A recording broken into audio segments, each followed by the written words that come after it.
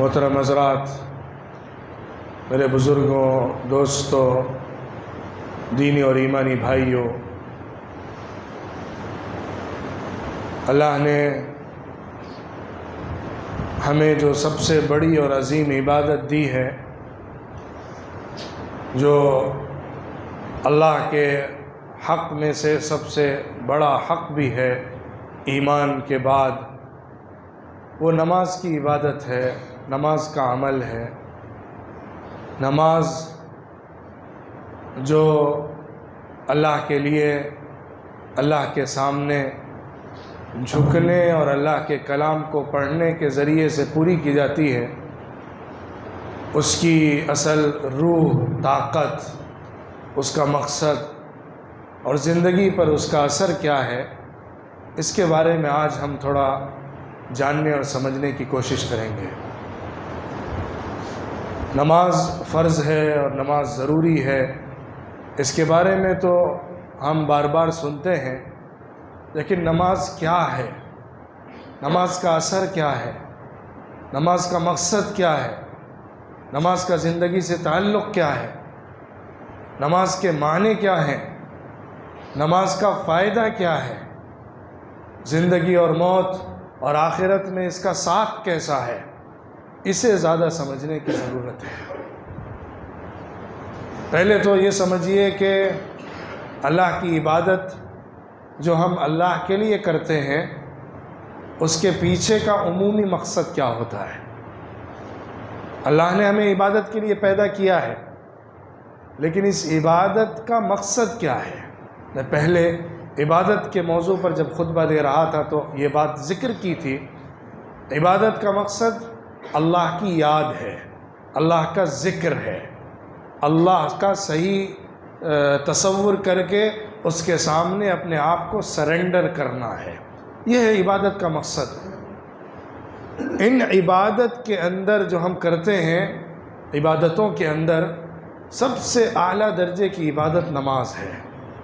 نماز سب سے افضل کیوں ہے؟ اس کی وجہ ہمیں سمجھنا چاہیے۔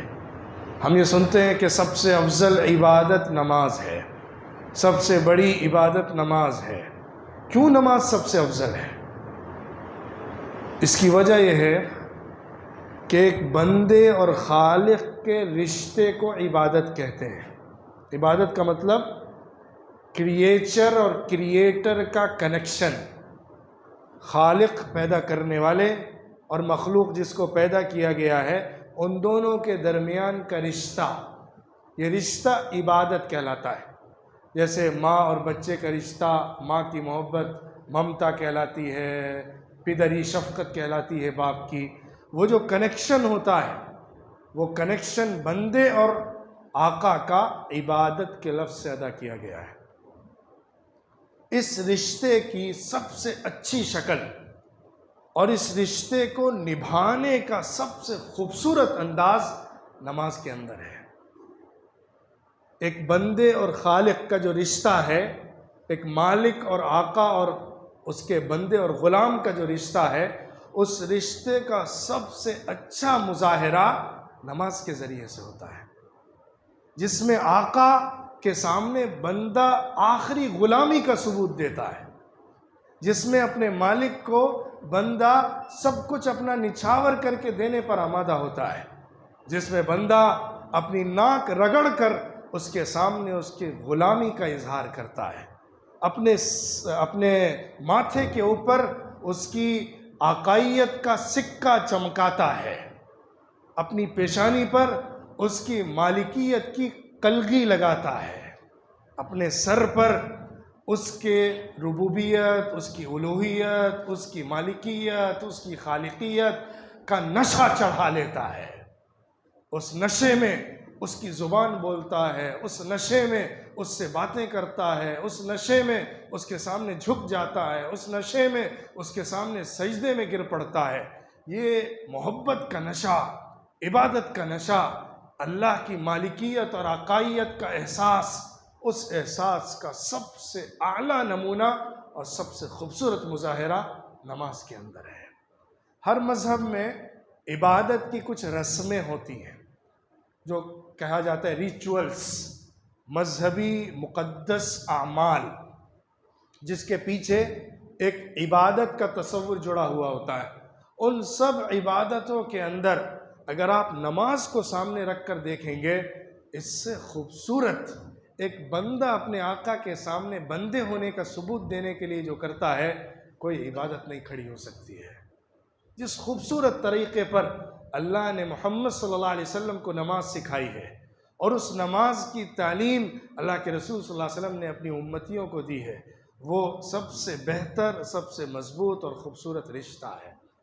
آج مصیبت ایک بات ہے میں پہلے اس کو ذکر کرنا چاہتا ہوں، نماز کی حقیقت، اس کے مقصد، اس کے فائدے، اس کے اثر، اس کے کانسیپٹ کے اوپر گفتگو کرنے سے پہلے ہم نے نماز کے مقصد کو تو فراموش کر دیا ہے، نماز کی شکل پر بڑے چرچے کیے ہیں۔ نماز کی شکل کیا ہے، نماز کی حیت کیا ہے، نماز میں اختلاف کیا ہے، نماز کے اندر مسائل کیا ہے، اس پر ہمارا پورا فوکس ہے۔ ضرورت کے بقدر ہمیں معلومات ہونی چاہیے نماز کے ادا کرنے کا طریقہ کیا ہے، حضور صلی اللہ علیہ وسلم کا طریقہ کیا ہے، وہ صحیح ہے، لیکن اس کو اصل موضوع بنا کر نماز کی روح کو بھول جانا اور اپنی مسائل کو صرف انہی کے اندر پھنسا لینا جو شکلوں سے تعلق رکھتی ہیں۔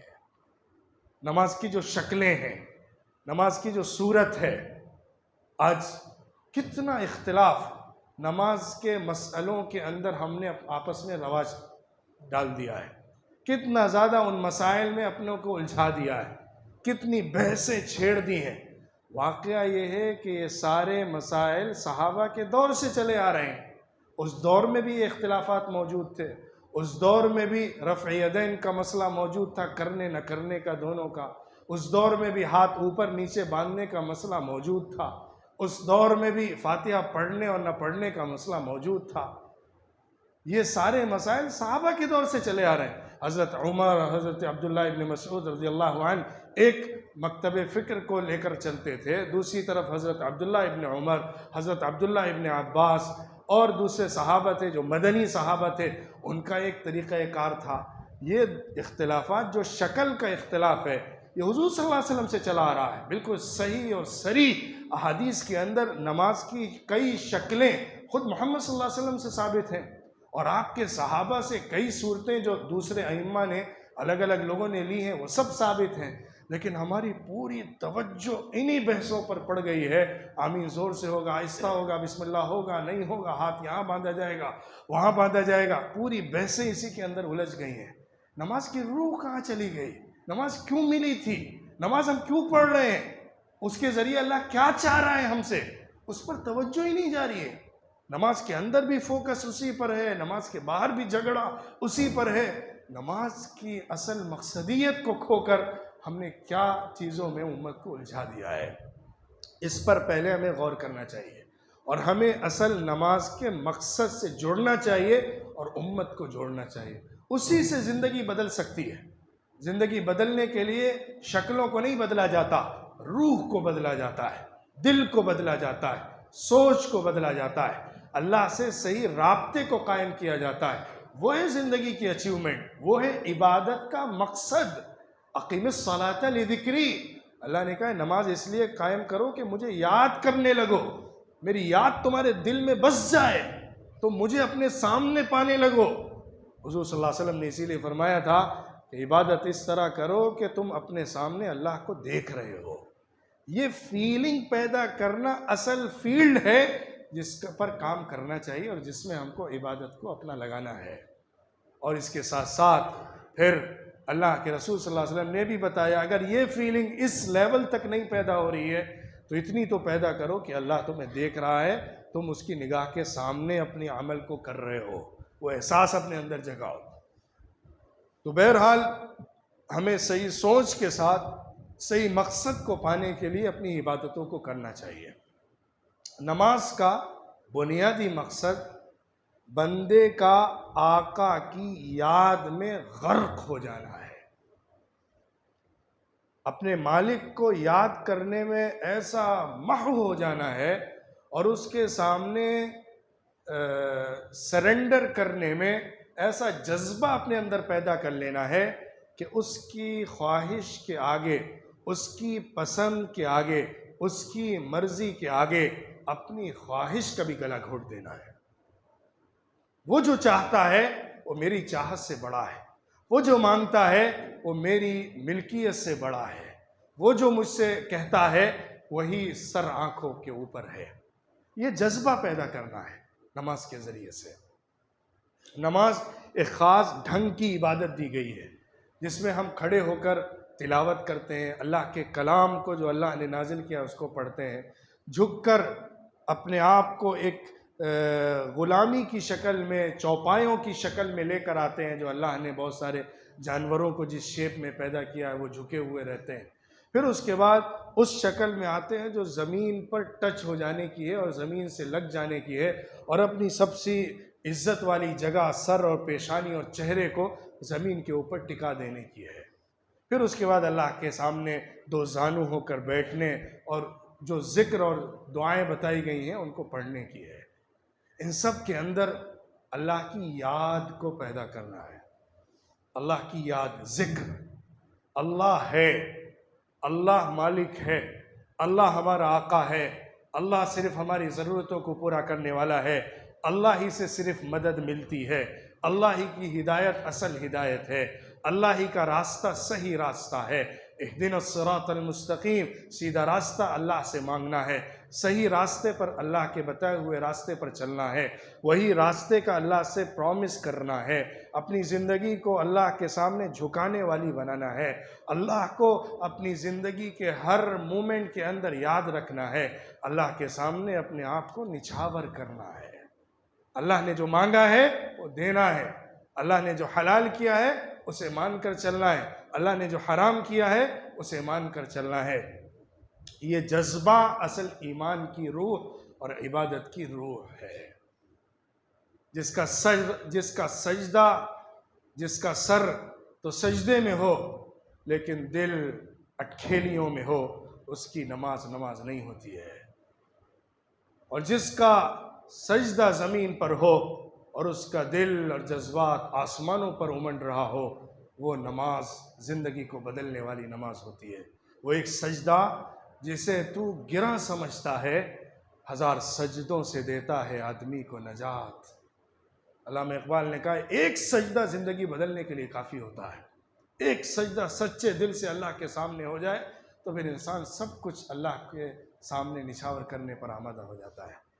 یہ نماز اپنی حاصل کرنا، جو صحابہ کی نماز تھی، جو حضور صلی اللہ علیہ وسلم کی نماز تھی، وہ نماز اس دور میں جو نماز کے اوپر چرچے ہوتے تھے، صحابہ میں جو نماز کے چرچے ہوتے تھے، وہ نماز کتنی لمبی پڑھ رہے ہیں، نماز کے اندر خشوع کیسا ہے، نماز میں دشمن کے میدان کے اندر لڑائی اور جنگ کے اندر بھی نماز کو جماعت کو قائم کر رہے ہیں، اس پر چرچے ہوتے تھے۔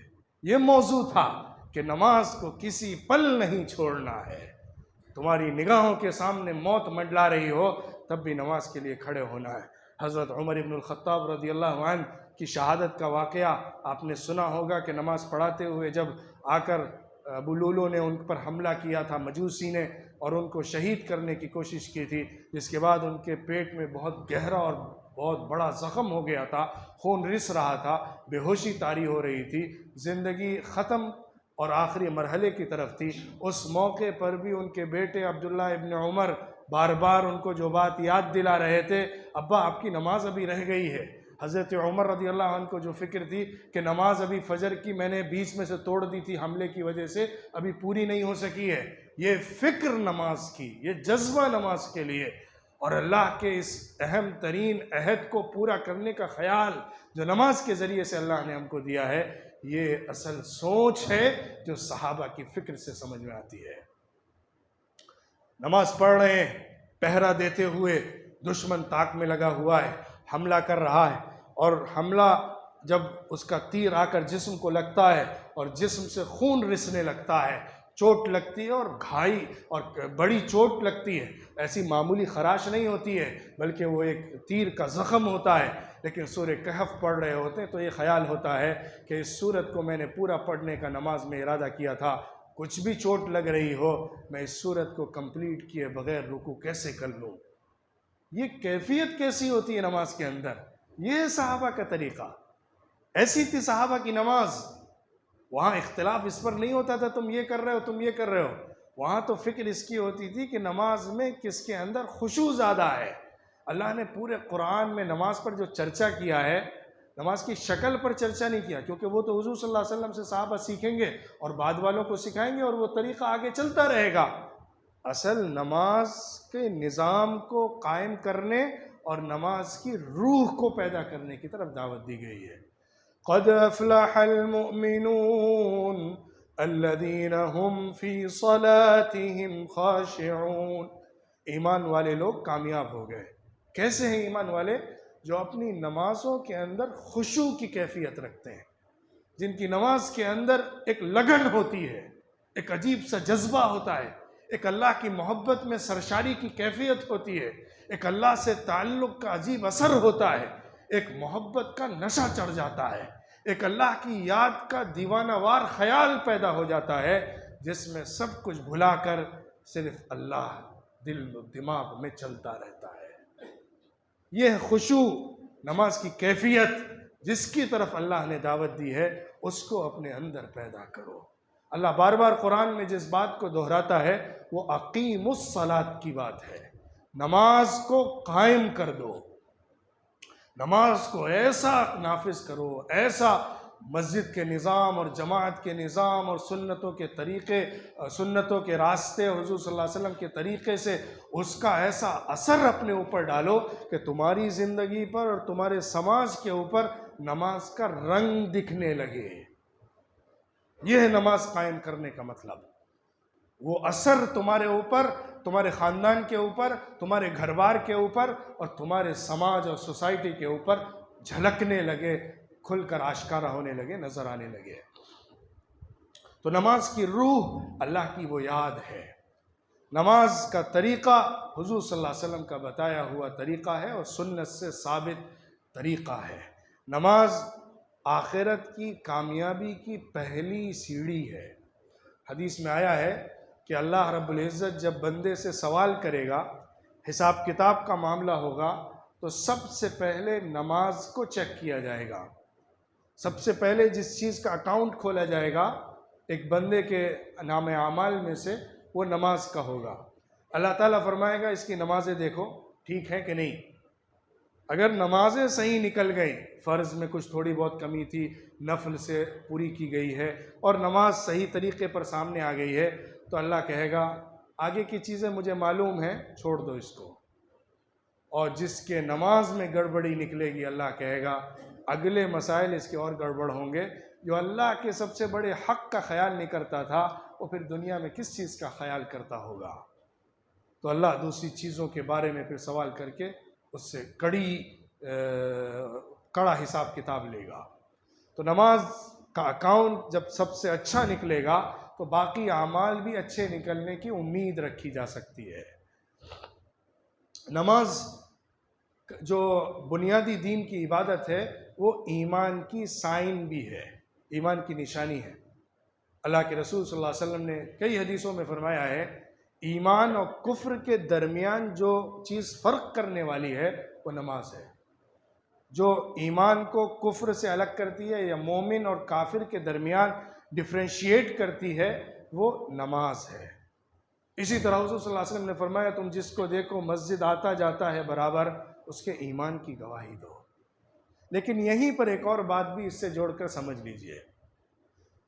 ایک منافق ہوتا ہے جو ایمان کو ظاہر کرتا ہے لیکن دل سے ایمان والا نہیں ہوتا ہے۔ مدینہ منورہ میں حضور صلی اللہ علیہ وسلم جب تشریف لے گئے تھے تو وہاں پہ منافقوں کی ایک تعداد پیدا ہو گئی تھی، جو ایمان لے آئے تھے زبان سے لیکن ان کے دل ایمان والے نہیں تھے۔ وہ صحیح طور پر مسلمان نہیں ہوئے تھے، صرف ایمان کا کلیم اور دعویٰ کر رہے تھے۔ وہ بھی مسجدیں آتے تھے، وہ بھی نمازیں پڑھنے آتے تھے، لیکن اللہ نے ایمان والے اور غیر ایمان والے کی نماز کے درمیان جو فرق بتایا ہے وہ کیفیت کی بنیاد پر بتایا ہے۔ وَإِذَا قَامُوا إِلَى الصَّلَاةِ قَامُوا كُسَالَىٰ يُرَاءُونَ النَّاسَ وَلَا يَذْكُرُونَ اللَّهَ إِلَّا قَلِيلًا۔ یہ لوگ جو نماز پڑھنے آتے ہیں، منافقوں کے بارے میں بتایا گیا ہے کہ جب نماز کے لیے کھڑے ہوتے ہیں بڑے سست کھڑے ہوتے ہیں، ایک بوجھ، برڈن، مشکل چیز لگ رہی ہوتی ہے ان کو نماز، کہ بس کیسے اس کو پورا کریں اور بھاگیں، کیونکہ اپنے ایمان ہونے کا ثبوت دینا ہے اور مسلمانوں کے ساتھ رہتے ہیں، اور مسلمانوں کے ساتھ رہنے کی وجہ سے مسجد میں آنا ضروری ہے، ورنہ لوگ ہم کو بھگا دیں گے سوسائٹی سے اور کہیں گے کہ نماز تک نہیں پڑھتا ہے۔ اس وجہ سے نماز میں آتے ہیں، نماز میں کھڑے ہوتے ہیں بڑے سست لیزی بن کر، اور بس دکھاوا کرتے ہیں کہ نمازی ہیں، حالانکہ اصل میں دل سے وہ نمازی نہیں ہے، اللہ کو یاد نہیں کر رہے ہوتے۔ اس کے بعد اللہ نے دیکھیے کیا بات کہی کہ وہ دکھاوا کر رہے ہیں کیونکہ اللہ کو یاد نہیں کر رہے ہیں۔ اللہ کو جو سچے دل سے یاد کر رہا ہوتا ہے وہی نماز پڑھ رہا ہوتا ہے، جو سچے دل سے اللہ کو یاد نہیں کر رہا ہوتا ہے وہ سچی نماز نہیں پڑھ رہا ہوتا ہے، وہ تو اپنے جسم کو اٹھک بیٹھک لگوا رہا ہوتا ہے، وہ تو اٹھتا بیٹھتا اور اوپر نیچے ہو رہا ہوتا ہے، لیکن جو اللہ کو یاد کر رہا ہوتا ہے وہ سچی نماز پڑھ رہا ہوتا ہے۔ أَرَأَيْتَ الَّذِي يُكَذِّبُ بِالدِّينِ فَذَلِكَ الَّذِي يَدُعُّ الْيَتِيمَ وَلَا يَحُضُّ عَلَى طَعَامِ الْمِسْكِينِ، جو دین کا انکار کرنے والے ہیں وہ کیسے سنگ دل ہوتے ہیں، وہ بتانے کے بعد اللہ نماز کے حوالے سے ایسے لوگوں کا کردار واضح کر رہا ہے۔ فَوَيْلٌ لِّلْمُصَلِّينَ الذين هم عن صلاتهم ساهون الذين هم يراءون ويمنعون الماعون، نماز پڑھنے والے برباد ہو جائیں۔ اللہ ان خاص نمازیوں کے لیے بربادی کی بات اور خبر دے رہا ہے جو نمازی دکھاوے کے لیے صرف نماز پڑھ رہے ہیں، جو اپنے نماز میں دل نہیں لگا رہے ہیں، جو اپنی نماز سے غافل ہے، دل سویا ہوا ہے، جسم اٹھک بیٹھک کر رہا ہے، دل سویا ہوا ہے، دماغ لگا ہوا دل نماز کے اندر نہیں ہے، اللہ کی یاد کا کچھ بھی ایک سرا بھی ان کے اندر نہیں جاگا ہوا ہے، اور وہ صرف اپنی رسم کو پورا کر رہے ہیں، اور ظاہری وہ صرف اٹھک بیٹھک کا مظاہرہ کر رہے ہیں، دکھاوا کر رہے ہیں، دکھانے کے لیے لوگوں کو نماز پڑھ رہے ہیں۔ ایسے لوگوں کی نمازیں ان کی بربادی کا سامان ہیں، ان کے منہ پر مار دی جائیں گی۔ ایک دفعہ حضور صلی اللہ علیہ وسلم نے فرمایا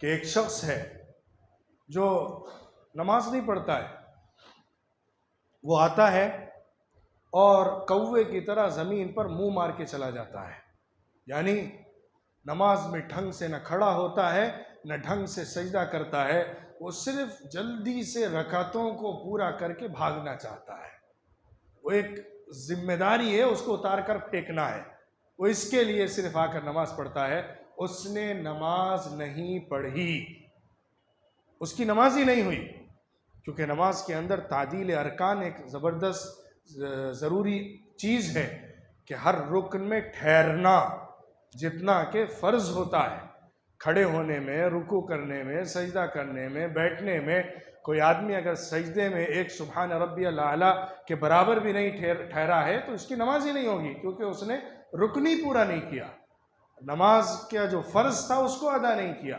اس لیے نماز کو دل کے ساتھ پڑھنا، نماز کو اللہ کی یاد کے لیے پڑھنا، نماز میں اپنے دل کو اللہ سے جوڑ دینا، نماز میں اپنی زندگی کے اندر اللہ کے بندے بننے کا جذبہ پیدا کر لینا، یہ وہ اصل مقصد ہے جو اللہ نے نماز کے ذریعے سے دیا ہے۔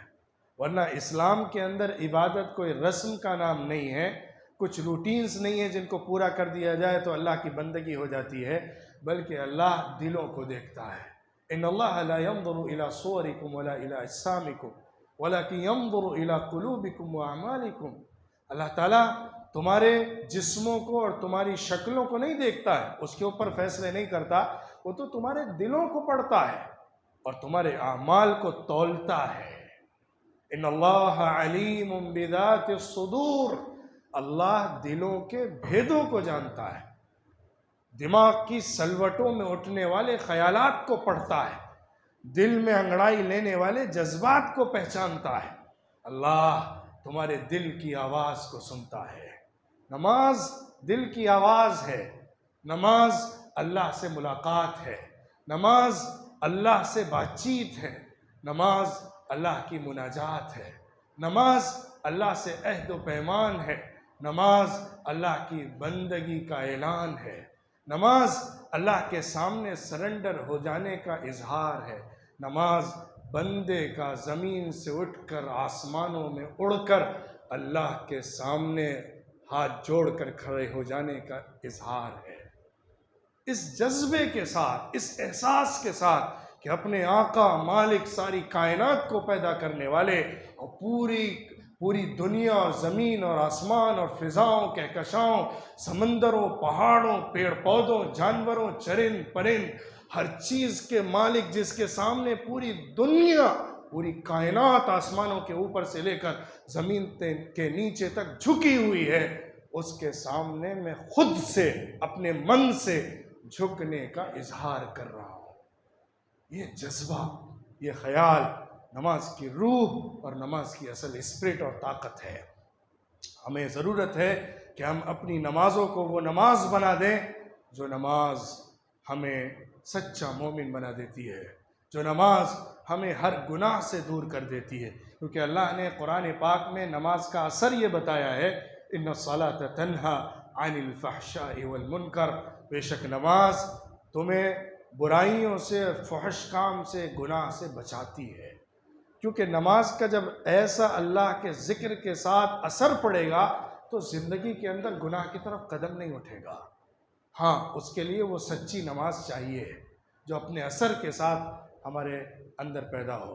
نماز کو جماعت کے ساتھ ادا کرنا، فرض نمازوں کے علاوہ سنتوں کو نماز پابندی کے ساتھ پڑھنا، نفل نمازوں کا اہتمام کرنا، اور جب موقع ملے اللہ کے سامنے دوگانہ کھڑے ہو جانا اور اللہ سے باتیں کرنا، کوئی مشکل آ جائے اللہ کے سامنے کھڑے ہو کر نماز پڑھنا اور دعائیں کرنا، کوئی بڑا کام سامنے ہو اس کام کے لیے اللہ کے سامنے کھڑے ہو کر نماز پڑھ کے دعا کرنا، یہ ہماری زندگی کو صحیح راستے پر چلانے کے لیے بہت کی رول ادا کرنے والی چیز ہے۔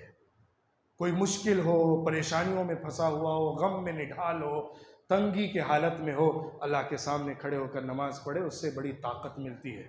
اللہ نے قرآن میں فرمایا سورہ بقرہ میں کہ استعینوا بالصبر والصلاۃ، صبر کے ذریعے سے اور نماز کے ذریعے سے مدد لو، اس سے تمہیں اسٹرینتھ ملتا ہے، اس سے تمہیں پاور ملتا ہے، اس سے تمہیں انرجی ملتی ہے، اس سے تمہیں طاقت حاصل ہوتی ہے۔ جہاں اللہ نے عورتوں کے بیوہ ہو جانے یا طلاق زدہ ہو جانے کے بعد عدت کا زمانہ ذکر کیا ہے، اس کے فوراً بعد اللہ نے نماز کی بات شروع کی ہے، کیونکہ اس غم سے نکلنے کے لیے بھی نماز ایک بڑا فیکٹر بنتی ہے۔ ہر طرح کے حالات میں جو نماز کے ساتھ جڑا رہتا ہے اس کی زندگی بڑی سیدھی اور بیلنس ہوتی ہے۔ حضور صلی اللہ علیہ وسلم کی زندگی بھی ایسی تھی کہ کوئی بڑا اور مشکل مسئلہ پیش آتا تو سیدھے نماز کی طرف بھاگتے۔ اذا حزبہ امر، جب کوئی بڑا مسئلہ حضور صلی اللہ علیہ وسلم کے سامنے ہوتا تو فوراً نماز کی طرف لپکتے اور نماز پڑھتے، اس سے ایک طاقت ملتی ہے، انرجی ملتی ہے اور صحیح ڈائریکشن ملتا ہے۔ اللہ تعالی ہم سب کو صحیح جذبے والی نماز ادا کرنے والا اور سچے دل کے ساتھ نماز کو پورا کرنے والا بنائے، اور اس کا جو مقصد اللہ کی یاد کا ہے، اللہ کے ذکر کا ہے، اس کو اپنی زندگی میں لینے والا اور اس کا اثر اپنی پوری زندگی کے اوپر ڈالنے والا بنائے۔ وآخر دعوانا ان الحمد للہ رب العالمین۔